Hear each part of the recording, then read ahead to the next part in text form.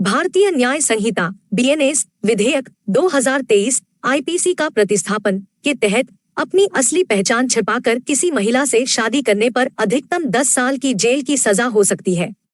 यह उन लोगों को दंडित करने के लिए एक अलग प्रावधान के तहत आता है जो महिलाओं को शादी के झूठे वादे के साथ यौन संबंध बनाने के लिए धोखा देते हैं।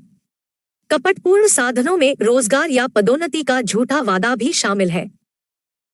केंद्र का भारतीय न्याय संहिता विधेयक 2023, जो भारतीय दंड संहिता आईपीसी की जगह लेगा, महिलाओं और बच्चों के खिलाफ अपराधों को प्राथमिकता देता है। संगठित अपराध, आतंकवाद और झूठे विवाह वादे के बहाने यौन संबंध से संबंधित अपराध जोड़े गए हैं और राजद्रोह कानून को समाप्त कर दिया गया है। कुछ परिस्थितियों में मौत की सजा के साथ मॉब लिंचिंग का प्रावधान जोड़ा गया है। अमेरिकी सांसद रो खन्ना ने शनिवार को मुंबई में अमिताभ बच्चन से मुलाकात की और उन्हें भारत का सबसे बड़ा ब्रांड एम्बेसडर बताया। खन्ना ने बच्चन के साथ अपनी बातचीत का वर्णन करते हुए कहा, हमने चर्चा की कृत्रिम बुद्धिमत्ता, भारत का उदय और अमेरिका भारत संबंधों के महत्व पर। खन्ना भारत में कांग्रेस के एक प्रतिनिधिमंडल का नेतृत्व कर रहे हैं और लाल किले में स्वतंत्रता दिवस समारोह में भाग लेंगे। रक्षा सूत्रों ने पुष्टि की है कि पूर्वी लद्दाख में गतिरोध को हल करने के लिए चल रहे प्रयासों के तहत भारत और चीन 14 अगस्त को चुशूल में कोर कमांडर वार्ता का 19वां दौर आयोजित करने के लिए तैयार है। यह वार्ता G20 नेताओं के शिखर सम्मेलन से एक महीने से भी कम समय पहले हो रही है, जिसके लिए उम्मीदें अधिक चल रही है कि चीनी राष्ट्रपति शी जिनपिंग व्यक्तिगत रूप से भाग लेंगे। 2006 से दुनिया हीलियम की कमी से जूझ रही है, जो ब्रह्मांड में दूसरा सबसे प्रचुर तत्व होने के बावजूद पृथ्वी पर एक दुर्लभ वस्तु है। हीलियम प्राप्त करने का एकमात्र तरीका इसे प्राकृतिक गैस भंडार से निकालना है।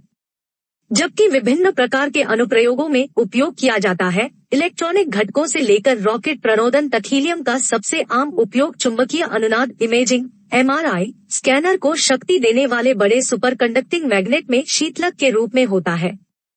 रूस-यूक्रेन युद्ध ने तरल हीलियम की आपूर्ति को और भी कम कर दिया है, जिससे भारत सहित दुनिया भर की नैदानिक सुविधाओं पर गहरा प्रभाव पड़ा है, जिससे वे अपने MRI स्कैनर का पूरी तरह से उपयोग करने में असमर्थ हो गए हैं।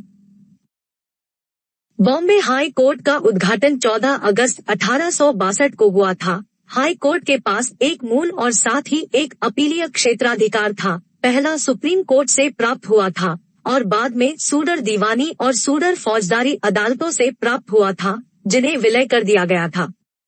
उच्च न्यायालय। विभाजन विभीषिका स्मरण दिवस एक वार्षिक राष्ट्रीय स्मृति दिवस है जो 14 अगस्त को भारत में मनाया जाता है, जो 1947 के भारत विभाजन के दौरान लोगों के पीड़ितों और पीड़ाओं को याद करता है।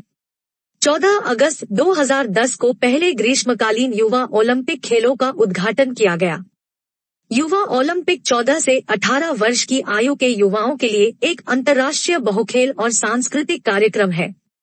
9 अगस्त को संयुक्त राज्य अमेरिका ने नागासाकी पर दूसरा परमाणु बम गिराया, जिससे अंततः लगभग 70,000 लोग मारे गए। अंततः यह मानते हुए कि जीत असंभव थी, जापानी सरकार ने 14 अगस्त 1945 को बिना किसी योग्यता के मित्र देशों की आत्मसमर्पण शर्तों को स्वीकार कर लिया।